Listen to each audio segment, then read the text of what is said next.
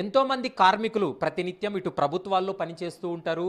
వాళ్ళు contract basic మీద కూడా పనిచేస్తూ ఉంటారు. కానీ వాళ్ళని పర్మనెంట్ చేయడం విషయంలో కూడా కొన్ని ప్రభుత్వాలు అలసత్వం ప్రదర్శిస్తాయి. దాంతోపాటు ప్రధానంగా లేబర్ లా ఏం చెప్తుంది? లేబర్ లా ముఖ్యంగా ఆ లేబర్ లాకు సంబంధించినటువంటి అంశాలన్నీ కూడా చాలామంది కార్మికులకు కూడా తెలియనటువంటి పరిస్థితి ఉంది.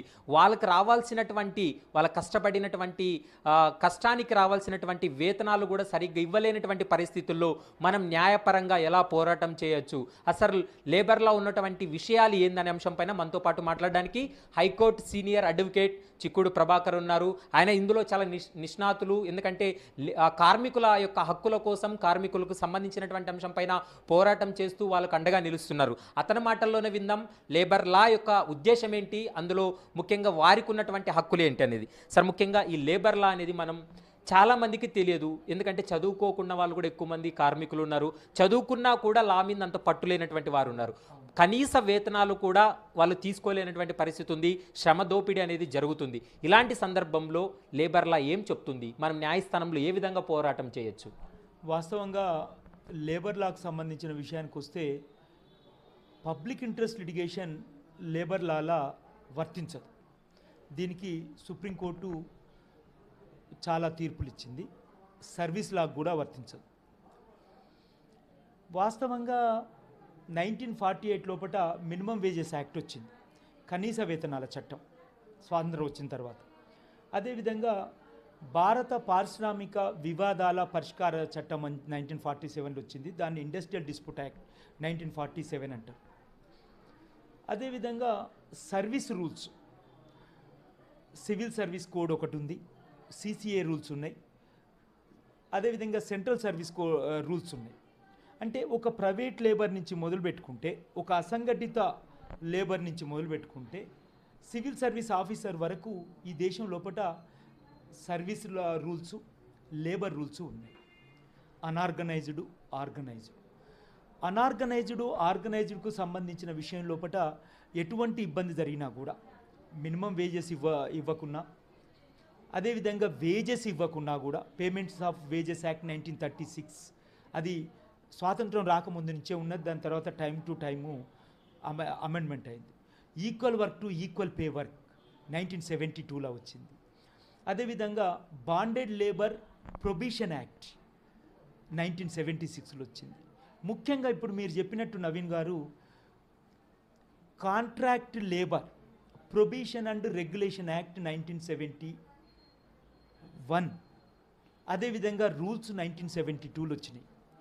కాంట్రాక్ట్ లేబర్ను మనము ఎట్టి పరిస్థితుల్లో కూడా ఎంకరేజ్ చేయొద్దు. కాంట్రాక్ట్ లేబర్ను ప్రొబిట్ చేయాలని చెప్పేసి ఆ చట్టం చెప్తా ఉంది.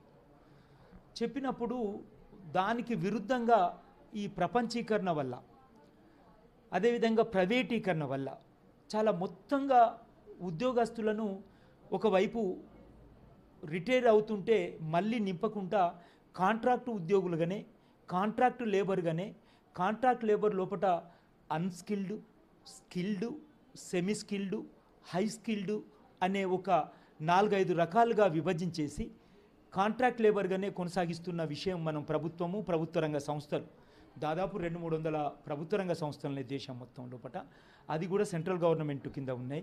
అవి ఇవాళ ప్రైవేట్ కాబోతూ ఉన్నాయి. చాలా 1998 నుంచి విపరీతంగా ప్రైవేట్ అవుతూ ఉన్నాయి.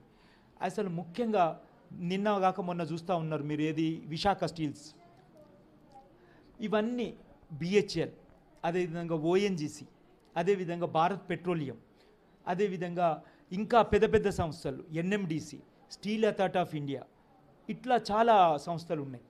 అదేవిధంగా రాష్ట్ర వ్యాప్తంగా కూడా దాదాపు 100 సంస్థలు, ఆర్టీసీ కానీ ఎలక్ట్రిసిటీ కానీ ఈ విధంగా ఉన్నాయి.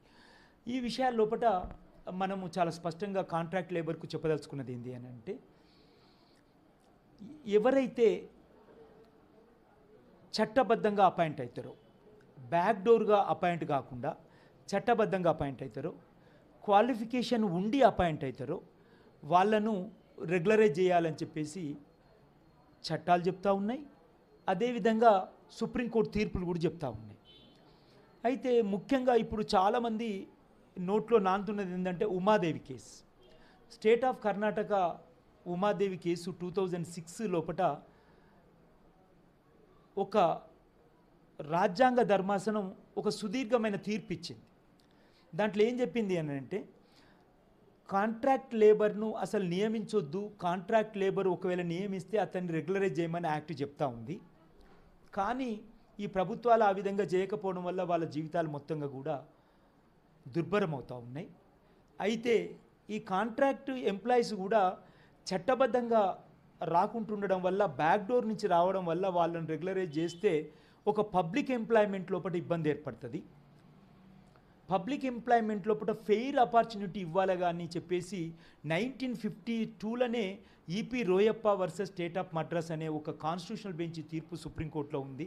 ఫెయిర్ ఆపర్చునిటీ ఇవ్వాలి కాబట్టి ఎవరైతే బ్యాక్ డోర్ ఎంట్రీ లోపల వచ్చిండ్రో వాళ్ళను 10 సంవత్సరాలు కంప్లీట్ అయి ఉండి, అదేవిధంగా వాళ్ళు ఇర్రెగ్యులర్గా అపాయింట్ అయితే వాళ్ళని రెగ్యులరైజ్ చేయించాల్సిందే అని చెప్పేసి, ఎవరైతే బ్యాక్ డోర్ ఎంట్రీలో వచ్చి ఇల్లీగల్గా అపాయింట్ అయిన వాళ్ళు ఎవరైతే ఉంటారో వాళ్ళని రెగ్యులరైజ్ చేయొద్దు అని చెప్పేసింది.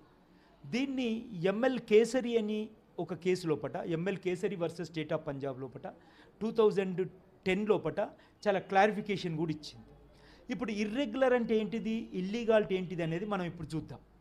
ఎవరికైతే ఇర్రెగ్యులర్ అంటామంటే క్వాలిఫికేషన్ ఉండి, సాంక్షన్డ్ పోస్ట్ అక్కడ ఉండి, నోటిఫికేషన్ ద్వారా కాకుండా, అదేవిధంగా ఒక రిటర్న్ టెస్ట్ ద్వారా కాకుండా, ఒక ఇంటర్వ్యూ ద్వారా కాకుండా క్వాలిఫికేషన్ ఉండి అపాయింట్ అయిన వాళ్ళను ఇర్రెగ్యులర్ అపాయింట్మెంట్స్ అని చెప్పేసి చెప్పింది కోర్టు. ఇల్లీగల్ అంటే ఏంది, సాంక్షన్డ్ కాని పోస్ట్ లోపట క్వాలిఫికేషన్ లేకుండా, నోటిఫికేషన్ లేకుండా అపాయింట్ అయిన వాళ్ళు ఎవరైతే ఉన్నారో ఇల్లీగల్ అని చెప్పేసి. అదేవిధంగా ఇంకేం చెప్పింది సుప్రీంకోర్టు చాలా స్పష్టంగా, ఇక నుంచి కాంట్రాక్ట్ లేబర్ను మీరు నియమించుకోవద్దు. ఎక్కడైతే పని ఉంటుందో ఆ పనిని ఖచ్చితంగా మీరు దృష్టిలో పెట్టుకొని పోస్టులు శాంక్షన్ చేయాల్సిన బాధ్యత ఉంది. శాంక్షన్ చేయకపోతే అది ఆర్బిట్రర్ కిందికి వస్తుంది, నిరంకుశం కిందికి వస్తుంది. నిరంకుశం విషయం లోపల సుప్రీంకోర్టు దాన్ని స్ట్రైట్లీ రద్దు చేసింది కాబట్టి మీరు పోస్టులు శాంక్షన్ చేయాల్సిందే అని చెప్పేసేసింది. అదేవిధంగా ఇప్పటి వరకు ఎవరైతే చేసి ఉన్నారో వాళ్ళను 6 నెలల లోపట, ఇప్పుడు మేము ఇచ్చిన తీర్పు అవగాహన లోపట వాళ్ళని రెగ్యులరైజ్ చేయాలి సింగిల్ టైం అని చెప్పేసేసి, కానీ చేయడం లేదు. మీకు తెలుసు తెలంగాణ చరిత్ర లోపట, హైకోర్టు చరిత్ర లోపట, లేదా సమైక్యాంధ్ర తెలుగు రాష్ట్రాల చరిత్ర లోపట 23,675 మంది ఎలక్ట్రిసిటీ ఎంప్లాయీస్ అవుట్సోర్స్డ్ బేస్ వాళ్ళను రెగ్యులరైజ్ చేయించడం. ఎట్లా అనంటే, అవుట్సోర్స్డ్ అసలు లీగల్ పదమే కాదు. అసలు contract labour regulation and provision act 1972 ప్రకారం కాంట్రాక్టర్ ప్రిన్సిపల్ ఎంప్లాయర్ అంతే, అవుట్సోర్స్ లేదు, అసలు పదమే లేదు.